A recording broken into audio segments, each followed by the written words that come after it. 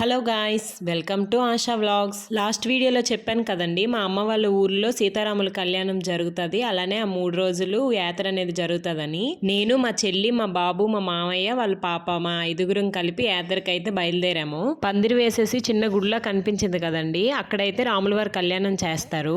నేను ఆ యాత్ర స్టార్ట్ అయిన ఒక్కరోజే వెళ్ళానండి యాత్రకి. మిగిలిన 2 డేస్ మరి వెళ్ళలేదు, ఎందుకంటే మా అత్తయ్య వాళ్ళ పాపకి పెళ్లి కదా, ఆ హడావిడిలో ఉన్నాము.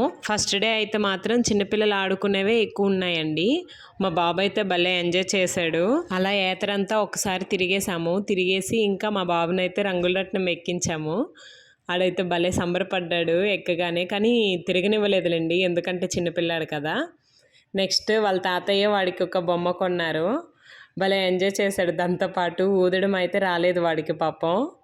చాలా ట్రై చేశాడు కానీ అసలు అవ్వలేదు. ఈ యాత్రకి చుట్టుపక్కల ఉన్న ఊరు వాళ్ళందరూ అయితే వస్తారు, వచ్చి భలే ఎంజాయ్ చేసుకుంటారు. నెక్స్ట్ బాయ్స్కి అయితే గేమ్స్ కండక్ట్ చేస్తారండి. వాలీబాల్ అలానే కబడ్డీ పోటీలు అనేవి జరుగుతాయి. వాలీబాల్ అనేది మధ్యాహ్నం 2 నుంచే స్టార్ట్ అవుతుంది. కబడ్డీ అనేది ఈవినింగ్ ఇలా స్టార్ట్ అవుతుంది. మేము యాత్రకి వెళ్ళే టైంకి అంతా కబడ్డీ అయితే అవుతుందండి. యాత్ర అంతా ముగించుకొని ఇంకా కబడ్డీ కోర్టు దగ్గరికి అయితే వెళ్ళిపోయి కబడ్డీ చూసుకుంటాము.